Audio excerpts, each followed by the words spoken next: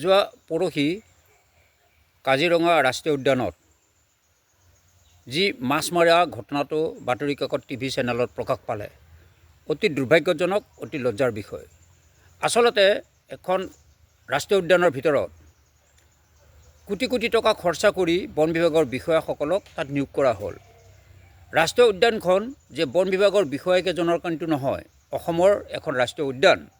আজি বন আইন উলংঘা কৰি যিসকল লোকে তাত বাধা প্ৰদান নকৰাকৈ মাছ মাৰিবলৈ গৈ যি বন আইন উলংঘা কৰিলে, সেইকাৰণে মই ভাবোঁ যে প্ৰথমতে মাননীয় মুখ্যমন্ত্ৰীদেৱক মই অনুৰোধ কৰিম, লগতে বনমন্ত্ৰী মহোদয় চন্দ্ৰমোহন পাটোৱাৰীদেৱক অনুৰোধ কৰিম যে অনতিপলমে প্ৰধান মুখ্য বন সংৰক্ষক বন্যপ্ৰাণী বিভাগৰ যি চিফ ৱাইল্ড লাইফ ৱাৰ্ডেন আছে তেখেতৰ পৰা বুলি DFO ৰেঞ্জাৰ সঞ্চালক সকলোকে অনতিপলমে যি আইন অমান্য কৰি ৰাষ্ট্ৰীয় উদ্যানৰ ভিতৰত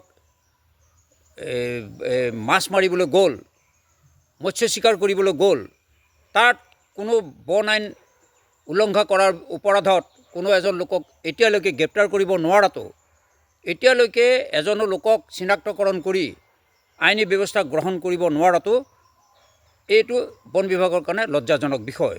মই অনুৰোধ কৰিম অনতিপলমে মাননীয় মুখ্যমন্ত্ৰীদেৱে প্ৰধান মুখ্য বন সংৰক্ষক চিফ ৱাইল্ড লাইফ ৱাৰ্ডেনৰ পৰা বুলি DFO ৰেঞ্জাৰ সঞ্চালক ACF সকলোকে কিন্তু আইনী মেৰপাকত সোধপোছ কৰিব লাগে। যিহেতু কাজিৰঙা ৰাষ্ট্ৰীয় উদ্যান পৃথিৱীত সকলো মানুহে চিনি পোৱা এখন ৰাষ্ট্ৰীয় উদ্যান। অসমক চিনি নাপালেও অসমৰ মানুহে আপুনি বাহিৰত গ'লে যদি কয় যে আমি কাজিৰঙা ৰাষ্ট্ৰীয় উদ্যানৰ দাঁতিকাষৰীয়া অঞ্চলৰ মানুহ, তেতিয়াহ'লে তেওঁলোকে গৌৰৱ অনুভৱ কৰে যে কাজিৰঙা এখন অসমৰ ৰাষ্ট্ৰীয় উদ্যান আৰু অসমৰ সকলো উদ্যানতকৈ কাজিৰঙা ৰাষ্ট্ৰীয় উদ্যানত এটা সুনাম আছে।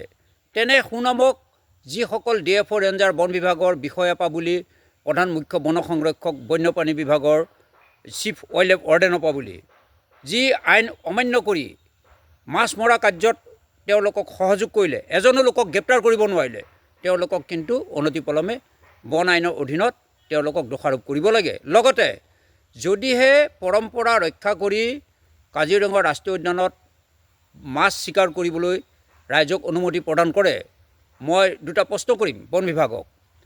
আজিৰ তাৰিখত অসমত প্ৰত্যেকটো চাহ জনজাতি লোক, যিসকল আদিবাসী লোক, প্ৰজা হওক, চাওতাল হওক, সেইসকল লোকে কিন্তু তেওঁলোকৰ এটা পৰম্পৰা আছিল যে অভয়াৰণ্য হওক বা সংৰক্ষিত বনাঞ্চলেই হওক বা যি বনাঞ্চলতেই হৰিণ আছিলে, ফাকুৱা দিনা অৰ্থাৎ ফাকুৱা চিকাৰ বুলি কোৱা হয়, হোলীৰ দিনা তেওঁলোকে চিকাৰ কৰা ধনুকাৰ লৈ এটা পৰম্পৰা আছিল।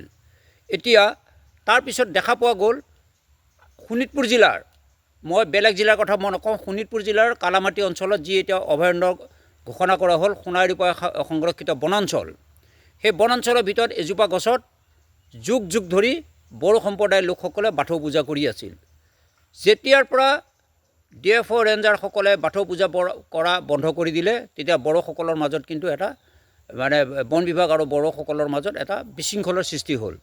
এই ক্ষেত্ৰত কিন্তু শোণিতপুৰ জিলাৰ যি DFO আছে তেখেতে বন আইন সম্পূৰ্ণৰূপে মানি লৈ আজিৰ তাৰিখলৈকে কিন্তু বনাঞ্চলৰ ভিতৰত যিজোপা গছৰ তলত বড়ো সম্প্ৰদায়ৰ লোকসকলে বাথৌ পূজা কৰি আছিল, তাক কিন্তু আজিৰ তাৰিখলৈকে বন্ধ কৰি ৰখা হৈছে।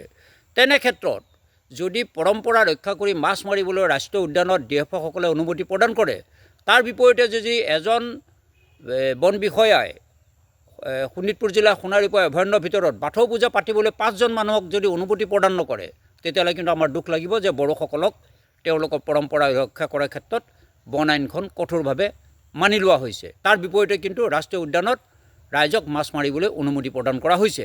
ঠিক তেনেকুৱাকৈ দেখা পোৱা যায় যে যিসকল আদিবাসী লোক, তেখেতসকলৰ কিন্তু এটা পৰম্পৰা আছিল যে চিকাৰ কৰিবলৈ যায়, ধনু চিকাৰ কৰি তেওঁলোকে হৰিণ চিকাৰ কৰিবলৈ যায় ফাকুৱা দিনা, অৰ্থাৎ সেইটো ফাকুৱা চিকাৰ বুলি কোৱা হয়। মই নিজে দেখা সেই চিকাৰটোও কিন্তু আজি বন্ধ কৰি দিয়া হ'ল। যদি কাজিৰঙা ৰাষ্ট্ৰীয় উদ্যানত মৎস্য চিকাৰ কৰিবলৈ DFO ৰেঞ্জাৰ সঞ্চালকে যদি পাৰ্মিশ্যন দিছে, অভয়াৰণ্যৰ যিজন আপোনাৰ অভয়াৰণ্যৰ দায়িত্বত আছে আপোনাৰ সঞ্চালক, তেওঁলোকে যদি কোনো অনুমতি প্ৰদান নকৰিলে, তেতিয়াহ'লে মই ভাবোঁ যে অনাগত দিনত বড়ো সম্প্ৰদায়ৰ লোকসকলেও বাথৌ পূজা কৰিবলৈ অনুমতি প্ৰদান কৰিব লাগিব। লগতে যি আদিবাসী লোক আছে তেওঁলোকক কিন্তু ধনুকাঁড় লৈ চিকাৰ কৰা যিটো পৰম্পৰা আছিল হৰিণ চিকাৰ সেইটোও কিন্তু অনুমতি দিব লাগিব। যদিহে অনুমতি দিব নোৱাৰে তেতিয়াহ'লে কিন্তু অসমৰ ৰাইজে বুজিবলৈ বাকী নাথাকিব যে অকল মৎস্য চিকাৰ কৰিবলৈহে বন বিভাগৰ বিষয়াসকলে অনুমতি প্ৰদান কৰে, য'ত পৰম্পৰা বুলি কৈছে অন্য জাতিৰ লোকসকলক কিন্তু তেওঁ পৰম্পৰাই ৰক্ষা কৰি চিকাৰ কৰিবলৈ নিদিয়ে। গতিকে মই ভাবোঁ যে বন আইন উলংঘা কৰি কোনো এজন বিষয়াই বন বিষয়াই এই অনুমতি প্ৰদান কৰিব নালাগে।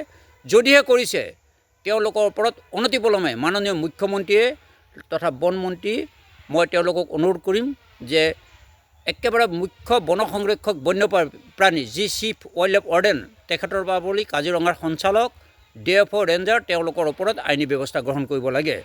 যদিহে নকৰে মই শেষত এই কথাটো কৈ থৈছোঁ, যদিহে নকৰে তেতিয়াহ'লে মই দিলীপ নাথে সেউজ ন্যায়াধিকৰণত যোৱা উৰুকাত হৈ যোৱা গোটেই ঘটনাটো মই ভিডিঅ' ফুটেজ সংগ্ৰহ কৰিছোঁ।